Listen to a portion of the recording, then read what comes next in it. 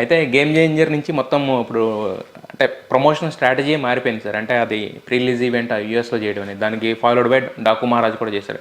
అంటే US market enhance చేయడం కోసమా ఏంటి ఈ ప్రమోషన్ స్ట్రాటజీ ఏంటి సార్ కొత్తగా ఇంత? అంటే ప్రమోషన్ స్ట్రాటజీ కొత్తగా కదా దిల్ రాజు గారు ఆలోచన ఫస్ట్ ఈవెంట్ చేయడం అది.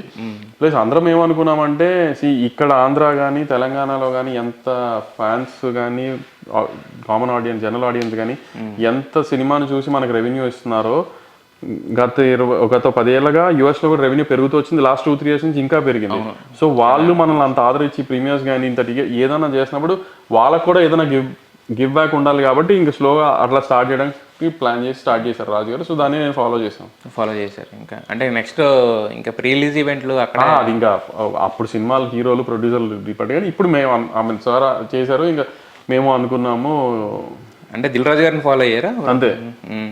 బట్ ఆయనే మీ గురించి గొప్పగా చెప్పారు కదా, ఒకప్పుడు నేను నాగవంశీలో చూసుకుంటున్నానని చెప్పి. ఇప్పుడు అదే కదా ఆయన మీరన్నది ఆయనే ఫాలో అవుతున్నాను.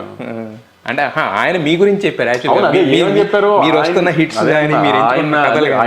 హిట్స్ గురించి కాదు ఆయన చెప్పింది ఏంటంటే మిడ్ రేంజ్ కంటెంట్ ఎక్కువ నమ్ముతున్నాడు వంశీ. నాలాగా నేను అదే నమ్మేవాడిని, ఇప్పుడు వంశీ నమ్ముతున్నాడు అన్నారు.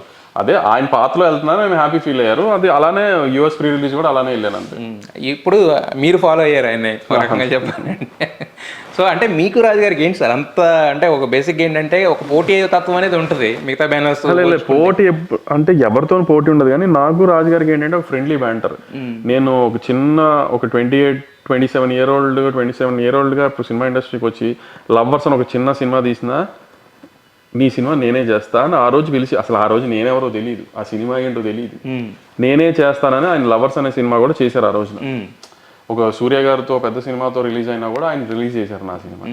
సో ఆ రోజు నుంచి అసోసియేషన్ ఇప్పుడు ఆయన దగ్గర చాలా ఎలా నేర్చుకుంటాం ఆయన పనులు కానీ చూసే కానీ మీడియా ఇంటరాక్షన్స్ కానీ స్క్రిప్ట్ జడ్జ్మెంట్స్ కానీ యావిడ్లో జడ్జ్మెంట్స్ కానీ అన్ని నేర్చుకుంటాం. సో ఈ జర్నీ కదా, సో ఎక్కువ ఆయన వెనకాల అలా తిరగడం అలవాటు 10 ఏళ్ళ నుంచి. ఏదన్నా ఆయనతో డిస్కస్ చేయడం అలవాటు ఏదన్నా అలాంటివన్నీ. సో ఆ బ్యాంటర్ ఉండాలా. ఇప్పుడు బాబాయ్తో ఎలా ఉంటాం, బాబాయ్ తర్వాత ఆయనతో అలా ఉంటాం ప్రొడ్యూసర్లతో. మిగతా అందరితో ఫార్మల్ రిలేషన్ ఉంటుంది. అంటే మైత్రి ఇంచుమించు సేమ్ ఏజ్ కాబట్టి ఒక 3-4 ఏళ్ళ అటు ఇటు. వాళ్ళతో ఇంకో రకంగా, ఈయనతో అంటే ఎప్పుడు కొంచెం ఆ లెర్నింగ్ బ్యాంటరే ఉంటుంది. ఏదన్నా నేను అనగలుగుతాను ఫన్గా, ఆయన ఏదన్నా ఆయన ఫ్రీగా నన్ను తిట్టగలుగుతారు ఇంట్లో మనిషిలాగా. ఎప్పుడో రిలేషన్ అలానే ఉంది ఫస్ట్. అంటే తిట్టడం అంటే ఎలాంటి విషయాల్లో సార్? అంటే ఏంట్లో ఇప్పుడు ఏదన్నా బడ్జెట్ ఎక్కువ పెడుతున్నానని తెలిసిన, లేకపోతే ఇప్పుడు ఏదైనా సినిమా ఎత్తుకుంటే ఈ టైంలో అలాంటి సినిమా ఎత్తుకుంటాం ఎందుకు, ఏదన్నా చెప్తారు ఆయన నాకు ఫోన్ చేసి. మీరు దాన్ని ఆలోచిస్తారా ఒకసారి? మాక్సిమం ఫాలో చేయడానికి ట్రై చేస్తా. ఎందుకంటే ఎవరన్నా మన మంచి కోసం చెప్తారు కదా, మనం ఆశం అయిపోవాలని చెప్పరు కదా. సో దాన్ని మాక్సిమం ఫాలో చేయడానికి ట్రై చేస్తా. అలా అంటే ఆయన చెప్పిన సజెషన్స్ లో నుంచి మీరు ఓకే అంటే బడ్జెట్ తగ్గించుకున్న సినిమాలు కానీ ఆపేసి ఒక సినిమా స్పెసిఫిక్ అని కదా, ఆయన ఓవరాల్ గా స్లో అవ్వు. ఎందుకంటే థియేటర్కల్ కానీ డిజిటల్ కానీ నాన్ థియేటర్ ఏది మన చేతిలో లేవు ఇవాళ. సో స్లో అవ్వు, మన సైడ్ నుంచి డిస్ట్రిబ్యూటర్స్కి బర్డెన్ అవ్వకూడదు, అలాంటి సినిమాలు మనం కూడా బర్డెన్ అవ్వకుండా స్లో అవ్వు కొంచెం అన్నారు. సో ఆ ప్యాటర్న్లో.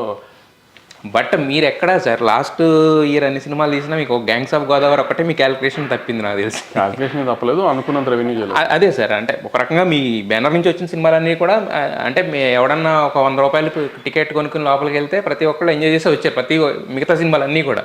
ఇది ఒక్కటే కాస్త డిసప్పాయింట్ చేసింది.